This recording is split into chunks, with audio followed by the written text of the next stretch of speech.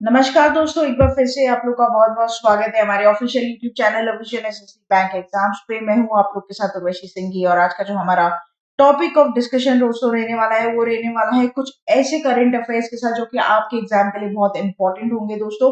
तो आज हम लोग सारे क्वेश्चंस को डिस्कस करेंगे विद द डिटेल्स, तो एंड तक इस वीडियो को जरूर देखिएगा और साथ ही साथ आप लोग हमारा official Telegram channel vision institute के ग्रुप को भी जरूर ज्वाइन कीजिए ताकि जब भी कोई नई वीडियो में डालू सबसे पहले उसका नोटिफिकेशन आप लोग को मिल जाए, उसकी लिंक मिल जाए और साथ ही साथ वहां पर आपको उसकी पीडीएफ भी अवेल करवा दी जाएगी। साथ ही साथ डिस्क्रिप्शन में जाकर लिंक की हेल्प से इस पीडीएफ को भी आप अवेल कर सकते हो। यहाँ पर भी आप लोग को एक सुविधा मिलेगी। साथ ही साथ आप लोग हमारा ऑफिशियल ऐप डाउनलोड कर सकते हैं प्ले स्टोर से, जहां पर आपको free video lectures, latest articles, daily quiz, daily current affairs, free mock test, GK capsule, job notification and 1000 plus online test मिलेंगे ताकि आप अपनी प्रिपरेशन को और मजबूत बना सके अविजन इंस्टीट्यूट के साथ जुड़कर। ठीक है, तो ये एक बात आप लोग के लिए यहाँ पर इंपॉर्टेंट रहेगी दोस्तों, जो मुझे आप लोग को यहाँ पर बतानी थी। तो चलिए फिर स्टार्ट करते हैं आज के हमारे सेशन का पहला क्वेश्चन आपके और मेरे साथ हमारी स्क्रीन पर दोस्तों ये रहा। Which Indian company has become the top ranked Indian company in the Forbes Global 2000 list of public companies worldwide in 2020?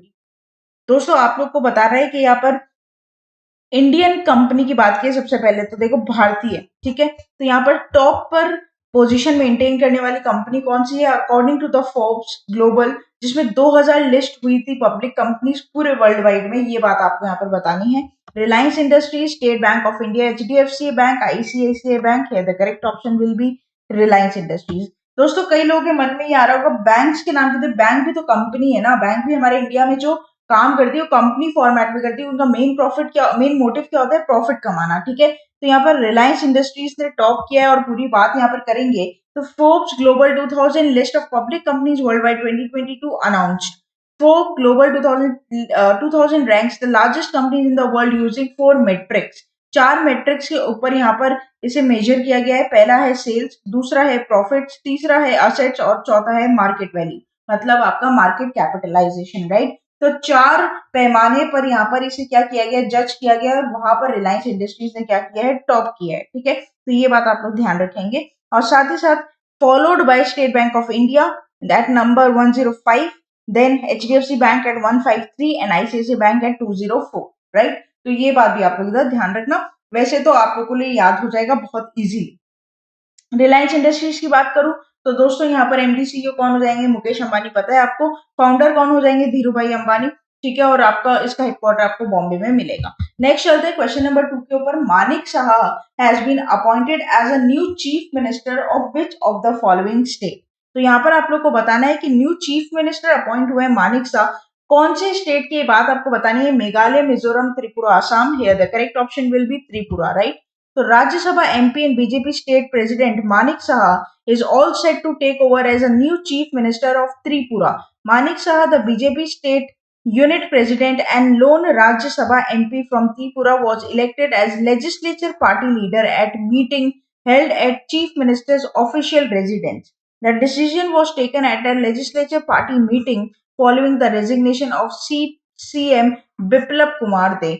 यहाँ पर दोस्तों ध्यान रखना, रिप्लेस इन्होंने किसको किया है, बिप्लब कुमार दे को, और ये बनाए गए त्रिपुरा के नए चीफ मिनिस्टर मानिक साहा। इनकी फोटो आप यहाँ पर देख पा रहे हैं, बहुत इंपॉर्टेंट है। ठीक है, ये very important for your exam point of view.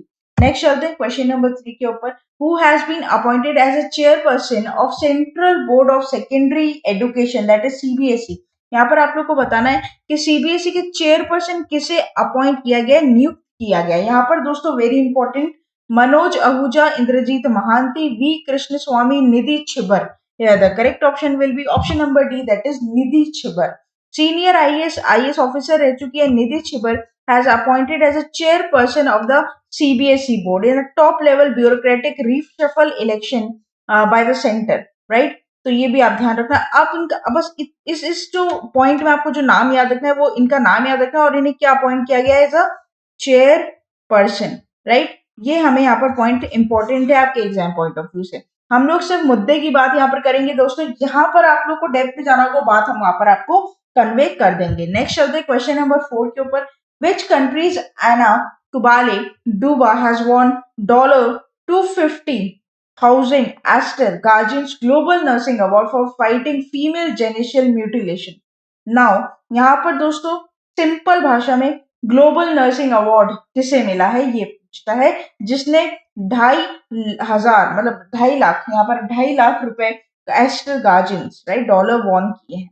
Option आप लोग के सामने करेक्ट हो जाएगा केनिया से, राइट। इनकी फोटो आप यहाँ पर देख पा रहे हो है ना। तो एना कुबाले दुबा Kenyon nurse स्टेशनड at a Marspeth Country Referral Hospital won the inaugural Aster Guardian Global Nursing Award for endorsing education and campaigning, right? तो ये बात आप लोग इधर क्या करोगे, ध्यान रखोगे, ये आपके एग्जाम के लिए यहाँ पर इंपॉर्टेंट रहेगी, ठीक है। अच्छा, against outdated culture practices like female genital mutation in her community who took over USD 250,000 approx 29 million prize money. तो यहाँ पर प्राइज मनी कितना था इसको भी आप लोग अप्रोक्सीमेटली क्या जो फंड आउटले है वो याद रखोगे। साथ ही साथ एक इंटरनेशनल अफेयर्स है, तो प्लीज आप एक थोड़ा सा नाम यहाँ पे याद रख लेना, और कहाँ से बिलोंग करती है तो केन्या, ठीक है। तो ये एक बात भी यहाँ पर इंपॉर्टेंट हो जाएगी, this is also important, right. Next चलते हैं, नेक्स्ट बात करते हैं क्वेश्चन नंबर 5 के ऊपर। Sheikh Mohammad bin Zayed Al Nahyan has recently been appointed president of, ये भी एक इंटरनेशनल अफेयर्स यहाँ पर दिखाया गया दोस्तों। तो यहाँ पर प्रेसिडेंट नियुक्त हुए हैं कौन से जगह के, जिनका नाम है शेख मोहम्मद बिन जयाल अहान, ठीक है। ऑप्शन आप लोग के सामने है यूएई के, ठीक है। पहले तो आप इनकी फोटो देखेंगे, तो supreme court of the union elected Sheikh Mohammad bin Zayed ruler of Abu Dhabi a president of UAE. The council held a meeting at a Mushrif palace in Abu Dhabi headed by Sheikh Mohammad bin Rashid, right. जो याद रखने वाली बात, इनका नाम और कहाँ के हुए, यूए की प्रेसिडेंट, राइट।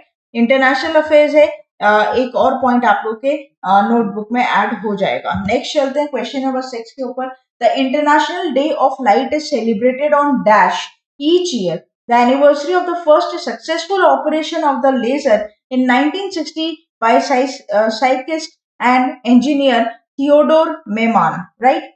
तो पहली बात क्या पूछता है कि इंटरनेशनल डे ऑफ लाइट कब मनाया यहाँ पर जाता है, ठीक है।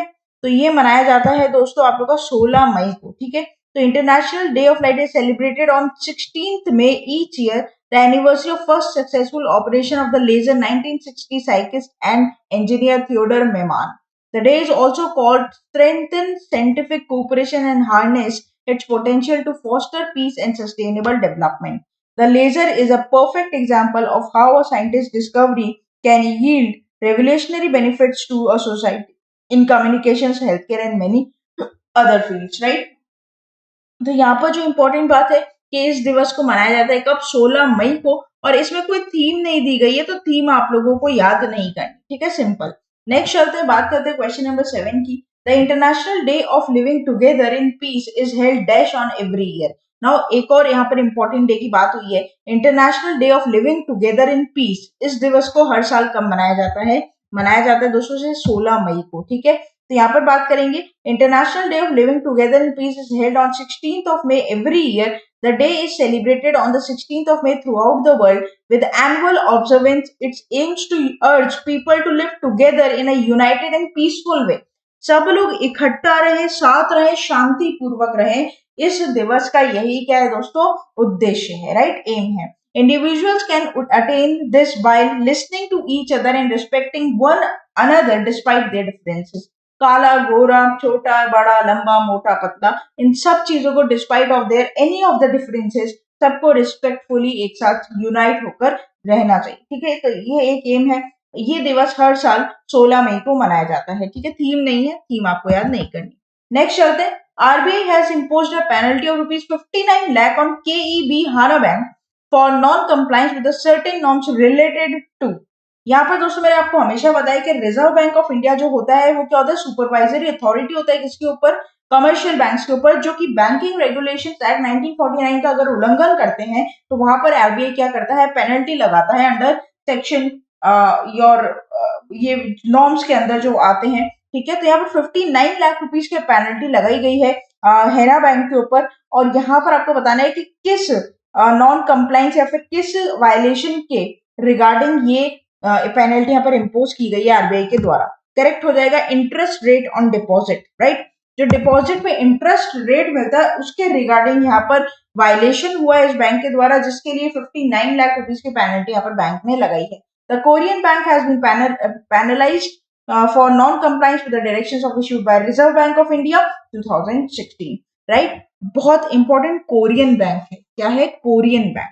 आई बात समझ में? तो ये एक बहुत इंपॉर्टेंट पार्ट तुम्हारे लिए बन जाता है। याद क्या रखना है? पेनल्टी का अमाउंट भी तुम्हें याद रखना है और किस वजह से पेनल्टी लगाई, इंटरेस्ट रेट ऑन डिपॉजिट, ठीक है, ये याद रखना। नेक्स्ट चलते हैं, बात करते हैं among the following which commercial bank has launch an online platform Trade Next, which enables corporate of MSMEs to transact all cross-border export-import transactions. तो यहाँ पर ट्रेड नेक्स्ट ऑनलाइन प्लेटफॉर्म कौन से बैंक के द्वारा इनेबल किया गया था कि एमएसएमईज क्रॉस बॉर्डर जो एक्सपोर्ट इंपोर्ट के ट्रांजेक्शन होते हैं वो भी इजीली कर पाए, राइट। ऑप्शन आप लोग के सामने करेक्ट हो जाएगा UBI, union bank of India, right. पूरी बात यहाँ पर करेंगे, वैसे हमें हिंट मिल चुका है, ठीक है। जो एक्सपोर्ट और इंपोर्ट के ट्रांजेक्शन होते हैं क्रॉस बॉर्डर्स, उनको अच्छे से करने के लिए इसे बनाया गया, ठीक है। एक एक एक क्रक्स में आप लोग को यहाँ पर बता दूं तो union bank of India has launch an online platform trade which enables corporate and MSMEs to transact all cross-border export-import transactions from the comfort of their place.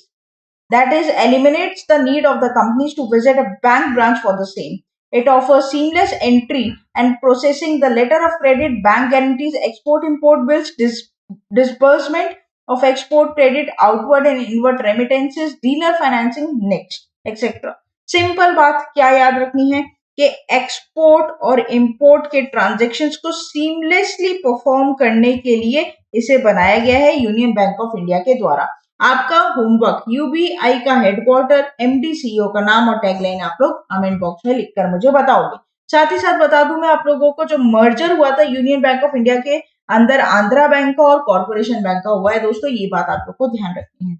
Next चलते हैं क्वेश्चन नंबर 10 के ऊपर। Indian army will open a coaching centre for poor people in which of the following area of northeast region of India, right? Options are there on your screen. Correct will be Manipur. तो यहाँ पर Indian Army started providing a residential tutoring to children for economically disadvantaged and deprived areas of the northeast to prepare them for all India competitive tests such as engineering and medical admission. बहुत अच्छा initiative Indian army के द्वारा यहाँ पर मणिपुर में ऐसी coaching centres खोली गई जहाँ पर जो बच्चे हैं जिन्हें पास साधन नहीं है पढ़ने के लिए, ऑल इंडिया कॉम्पिटिटिव एग्जाम में बैठेंगे दोस्तों वो इन सारी चीजों को देखते हुए। Indian Army Red Shield Division has inked tripartite memorandum of understanding with enterprise partner State Bank of India Foundation and mentoring partner national integrity of educational development organization to develop red shield center for excellence and wellness, according to the Lieutenant Mohit Vaishnav, a spokesperson of India's army red shield division, right? तो ये बात आप लोग इधर क्या करना, ध्यान रखना।